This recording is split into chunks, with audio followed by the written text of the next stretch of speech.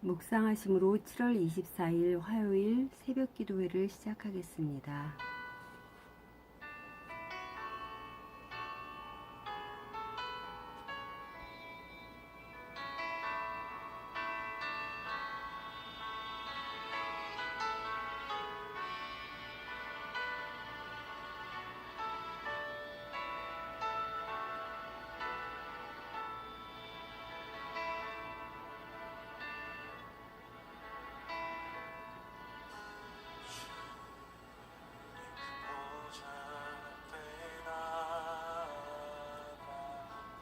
참된 안식과 기쁨 나누리겠네.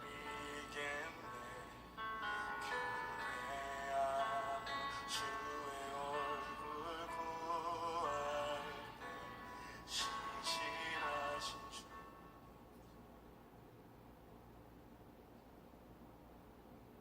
오늘 우리에게 주시는 하나님의 말씀은 열왕기하 4장 18절에서 37절 말씀입니다. 그 아이가 자라매 하루는 추수꾼들에게 나가서 그의 아버지에게 이르렀더니 그의 아버지에게 이르되 내 머리야 내 머리야 하는지라.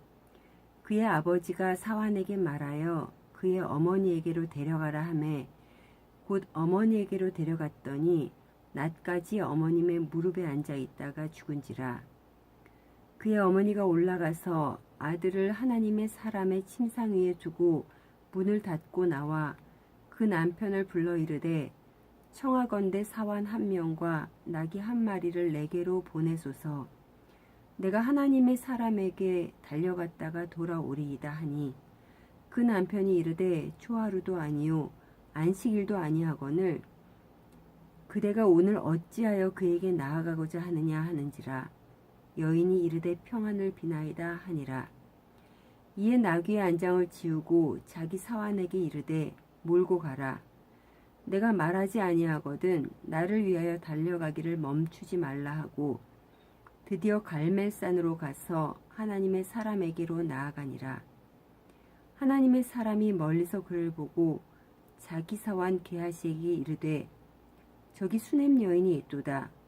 너는 달려가서 그를 맞아 이르기를 너는 평안하느냐 내 남편이 평안하냐 아이가 평안하냐 하라 하였더니 여인이 대답하되 평안하다 하고 산에 이르러 하나님의 사람에게 나아가니 그 발을 아는지라. 게하시가 가까이 와서 그를 물리치고자 하매 하나님의 사람이 이르되 가만두라.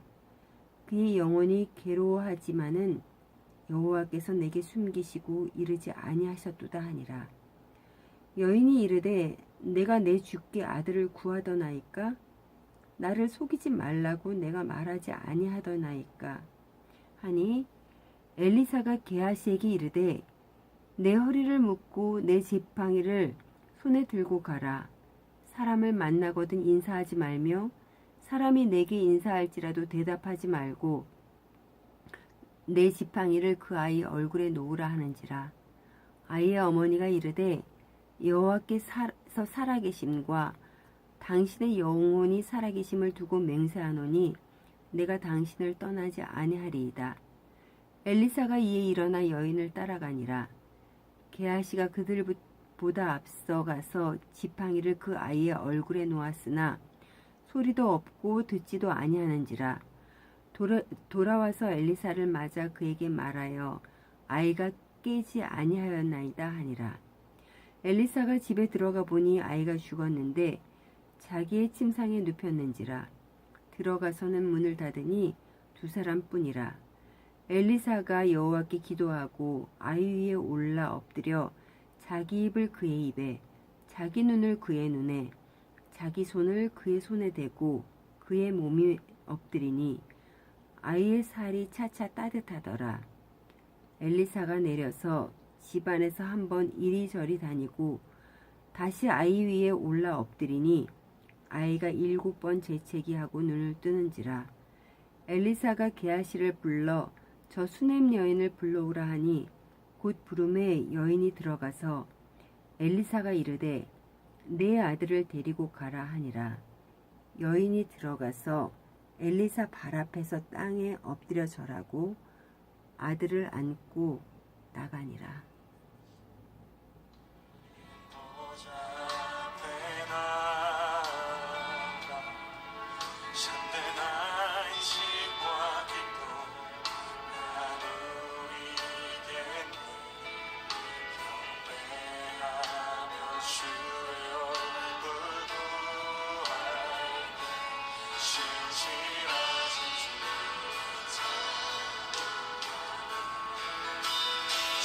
신실하신 하나님 신실하신 주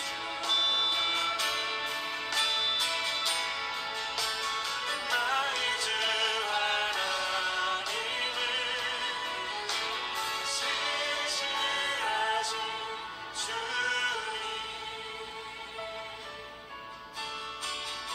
기도 들으시는 하나님,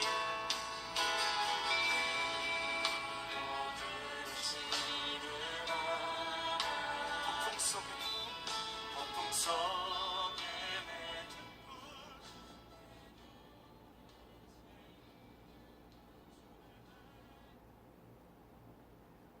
오늘 본문의 내용은 수넴에 사는 한 여인이 하나님께 늦게 선물로 받은 아들을 갑자기 잃게 되는 이야기로부터 시작이 됩니다.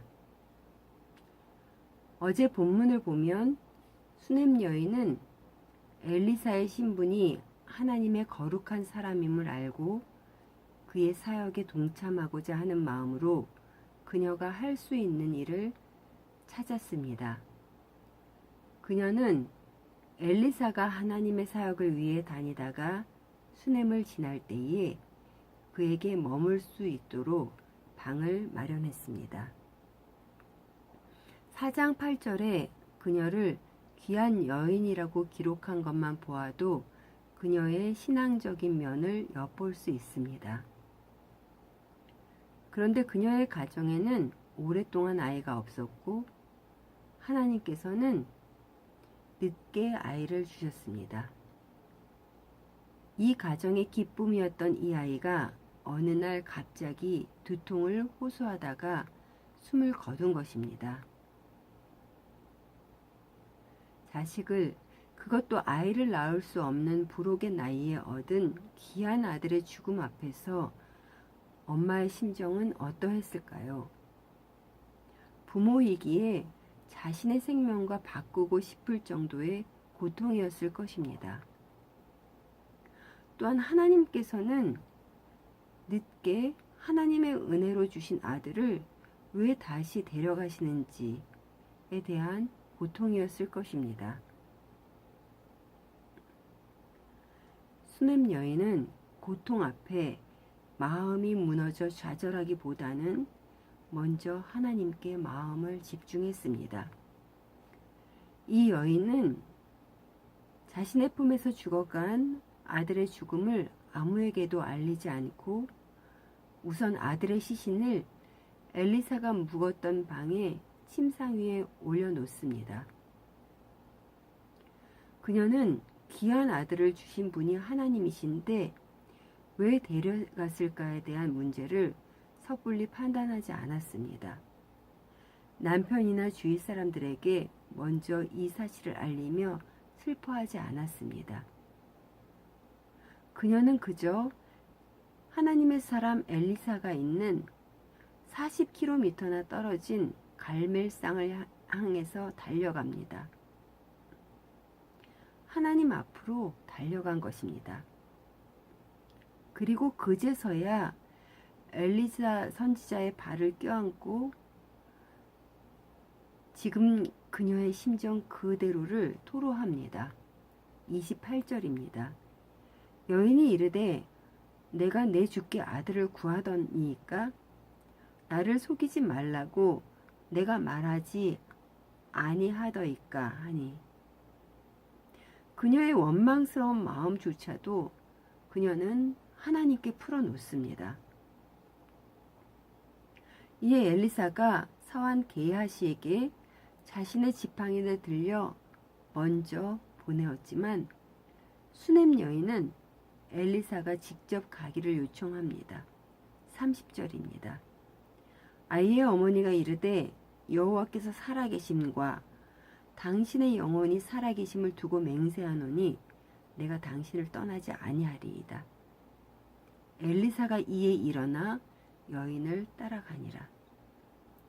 그녀는 오직 하나님께 집중했기 때문에 다른 방법을 쓰지 않았습니다. 그 여인의 행동은 포기하지 않았고 적극적이었습니다. 마음의 중심을 보시는 하나님께서 성경에 이 여인을 귀한 여인으로 기록하신 것을 보면 이 여인의 행동의 중심에는 하나님께 집중하는 모습이 있었다는 것을 알 수 있습니다. 사랑하는 성도 여러분, 인생의 모든 문제의 해답은 하나님만이 아십니다.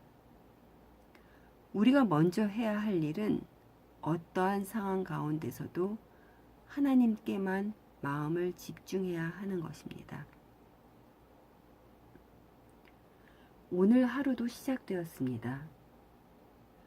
우리의 하루 가운데도 갑자기 찾아오는 수많은 문제들이 있습니다. 그것이 아무리 우리를 두렵게 하고 힘들게 하여도 우리의 마음의 중심을 하나님께 집중할 때에 하나님께서 하나님의 방법으로 일하신다는 것을 믿고 행동하는 하루가 되시기를 간절히 소원합니다.